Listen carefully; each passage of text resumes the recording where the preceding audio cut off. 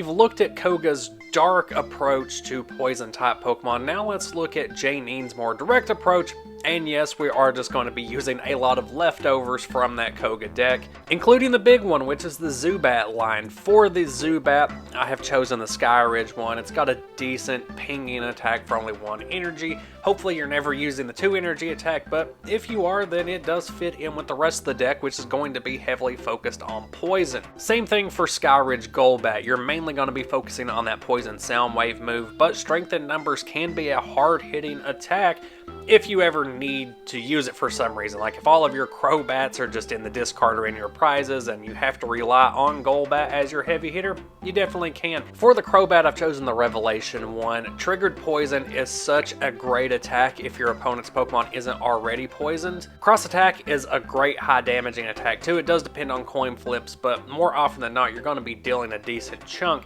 When you are setting up a Crobat, you can kind of choose if you're going to just focus on the low energy route and only attach that 1 energy. That's usually for your benched Zubats and Golbats. Or if you're going to go all in, if you're going for the full damage spectrum, or if you feel like your opponent's Pokemon is going to stay poisoned, then you can play that route as well. Next up, we're going to be seeing Koffing and Weezing. Going to be running a 3-3 line of Weezing. This is the Foul Gas one from Expedition that can poison or confuse for 2 energy. The big thing on this one is going to be dealing that massive amount of damage in addition to the special conditions. Get 3 energy onto this Weezing. You can use Misfire for 60 damage. And sometimes it's going to deal 60 damage to itself, but only 50% of the time, which I think is a very fair trade-off for a 3 energy 60 damage attack. Finishing up the team is going to be a 2-2 line of Ariados, so we're going to be using the Aquapolis Spin Rack, mostly because I like the fun little art there, but Ariados is mainly just going to be a one-of sitting on your bench. That way you can utilize its Pokebody, Gluey Slime, which just adds a retreat cost to all of the active Pokemon, yours and your opponent's, because for this deck, you don't really care. Your Crobat already has free retreat, so giving it a retreat cost of 1 isn't going to matter much. Weezing is going to have a high retreat cost, but that is a Pokemon that you are putting into the active position to disrupt and then deal a big chunk of damage. Weezing is not a Pokemon that is meant to retreat anyway, so tacking on another 1 retreat cost is not going to do much, but for your opponent, who is probably going to have at least 1 special condition on their active, they are going to want to retreat, and Ariados is just there to make it harder. So very classic poison type tactics here in the TCG, where you make it harder for your opponent to get out of special conditions and you just keep layering on those special conditions, disrupting your opponent and wearing them down over time. The one thing I do like about this deck is it does have options for dealing some moderate damage to your opponent. So it's not like you're just sitting there waiting for them to die from poison damage. You can actually follow up and hit them pretty hard if you have the energy for it. Your draw and search power is going to be coming from a full playset of Fan Club, 3 copies of Copycat, and 4 copies of Bill's Teleporter. Additional disruption is going to be coming from energy removal too. A lot of times once you've trapped your opponent's active, you've inflicted them with at least 1 special condition, they just go, well, I'm just going to sacrifice that active and I'll power up a backup Pokemon on the bench.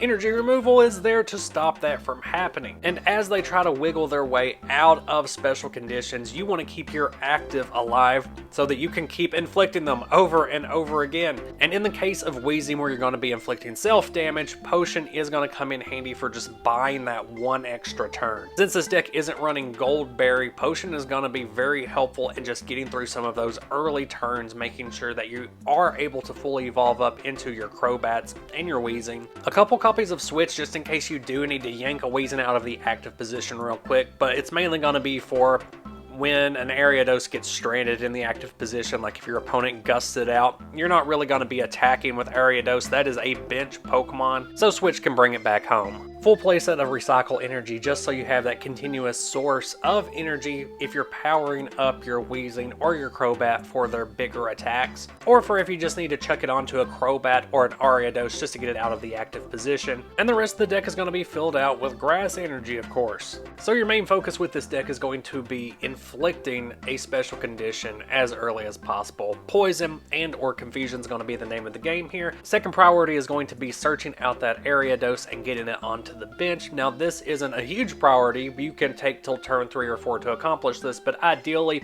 you have it early game so that your opponent doesn't have an easy way to wiggle out of those special conditions. Typically your early game grabs with Fan Club are going to be 1 Spinarak and 1 Zubat. Weezing is a great card for this deck, but it's more of a sweeper mid to late game, and so it is also not going to be the priority, and a lot of times you're going to be starting with only 1 Zubat that you're going to be focusing on special conditions, only attaching that 1 energy for trigger poison, while getting another Croat set up on your bench that's going to be your big attacker later on.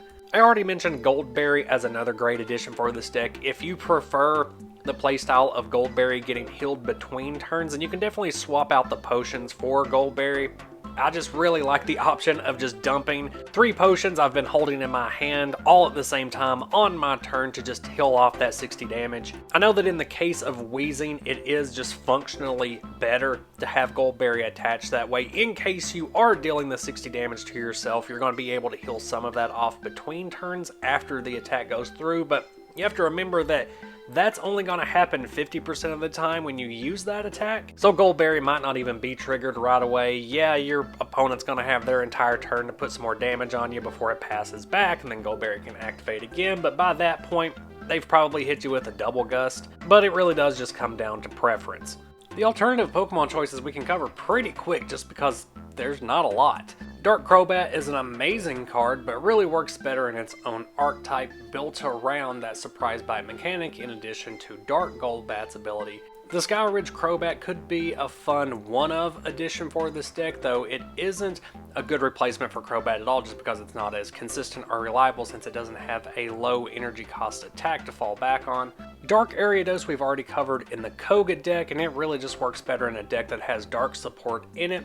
Genesis Ariados would be good if it wasn't so energy dependent on those grass specific energy in order to use Poison Bite, because as you can see with the deck list we already have, we're not even planning on attacking with an Ariados that has an attack cost of 2, let alone 3 grass energy. The available Venomoths aren't very good and they don't really synergize with anything, unfortunately. I'm not really going to touch on the Fortress option since it's not very Janine-like, and we already did the Fortress thing with Koga, so if you want to know more about those particular builds and how the Grass-type Fortress can be used, particularly Dark Fortress, then you can hop over to the Koga video. Fossil Muck isn't very useful in a format where there's not a lot of Pokemon powers to turn off.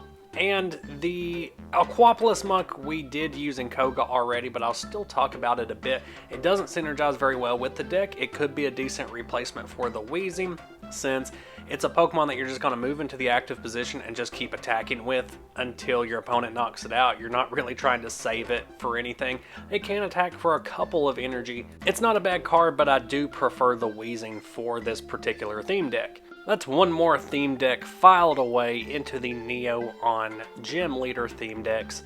Let me know what you thought about this Janine build. What has been your favorite theme deck so far? What theme decks do you want to see in the future? We're getting a little close to the end of what I have planned and what I've already play tested, so I'm open to any new ideas. I thank you so much for watching. Social media links are down in the description if you would like to find me there. Otherwise, I will see you next video.